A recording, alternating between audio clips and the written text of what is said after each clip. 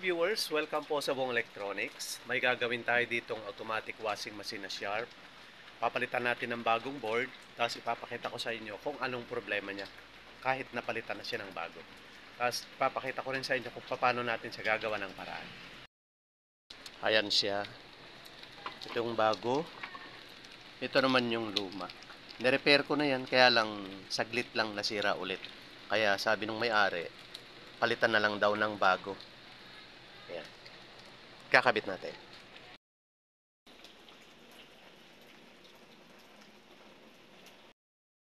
Okay, yan na siya mga ka-viewers. Nakakabit na.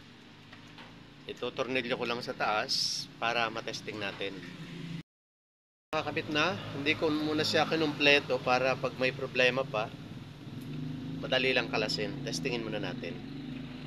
Nakasaksak na siya. I-power natin. Try muna nating start agad. Ayun, umaandar na.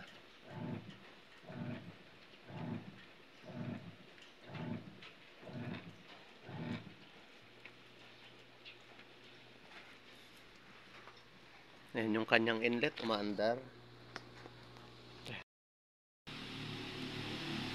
Ayan, nagkakarga na siya ng tubig. Ngayon, patay muna natin. I-spin natin kung okay. Power.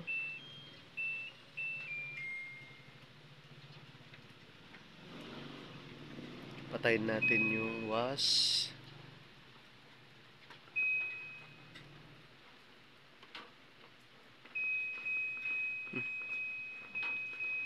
Yan. Patayin natin yung rinse. Spin lang tayo. 3 minutes. On natin. Hop, ayun, lumalabas yung tubig. Tubig pa. Yan, lumalabas yung tubig.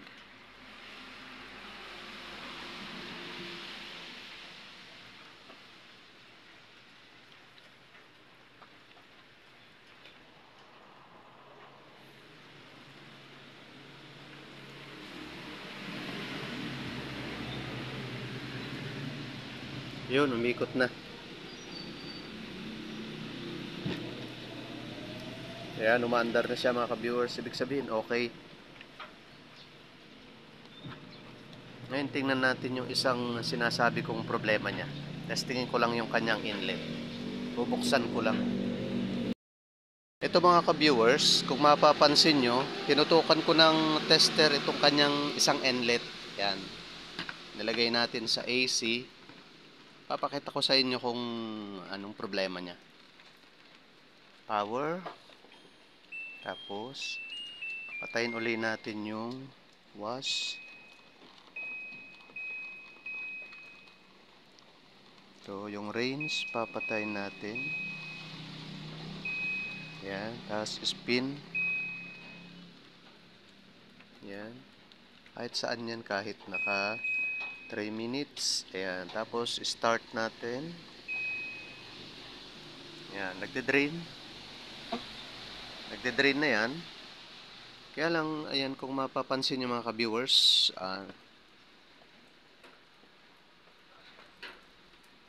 pumalo yung tester sa AC.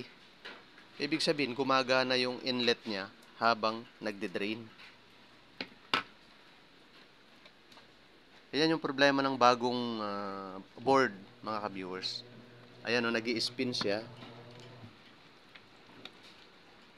Nag-i-spin, tapos naka-on yung kanyang inlet. Tignan nyo, pag tinanggal ko, nawawala. Ayan, meron. Ito lang naman isa mga ka-viewers. Dalawa yung inlet nito, pero hindi gumagana yung isa kapag ka nag-i-spin. Ito yung orange na yan mga ka-viewers. So, ito yung orange. Yan yung i-disconnect natin. O kaya man, isasama natin dun sa isang linya nito. Isang linya nung inlet na yan. Pagsasamahin natin.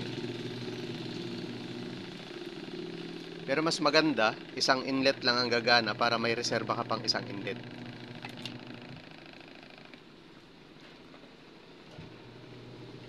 Yan. Yan yung problema niya mga ka-viewers. Tingnan nyo.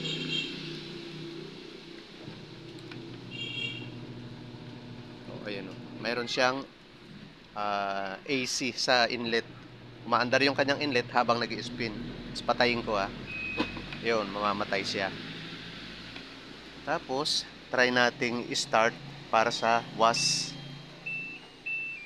kung magkakaroon siya. Ayan, nagsisilik yung kanyang was. Ayan, tapos antayin nating pumasok yung tubig. Ayun, pumalo siya, di ba? Try din naman natin yung isa kung mayroon din. Ayun, mayroon din. Ayan, kaya parehas siyang gumagana. Ayun, siguro mas pinakamadali para hindi natin siya buksan sa loob. Dito na lang natin siya tatanggalin. Ito na lang ang tatanggalin natin. Okay. Tanggalin muna natin. Ayan, tinanggal ko na mga ka-viewers yung isang linya para hindi pumapasok yung tubig kapag ka nag-i-spin. Ito yan mga ka-viewers. Tinanggalan natin yung orange.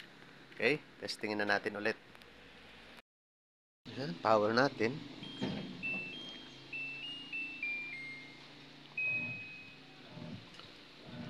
Ayan, okay na.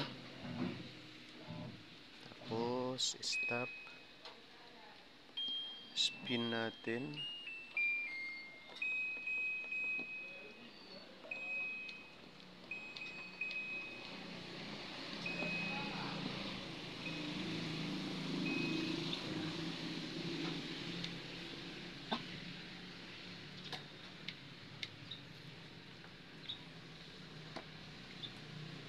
Yun.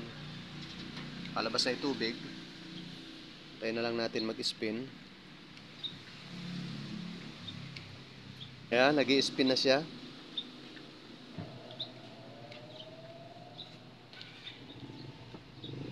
Okay mga ka-viewers. Hindi ko na pinakita sa inyong nilagyan ng tubig kasi good na yan. Okay, salamat.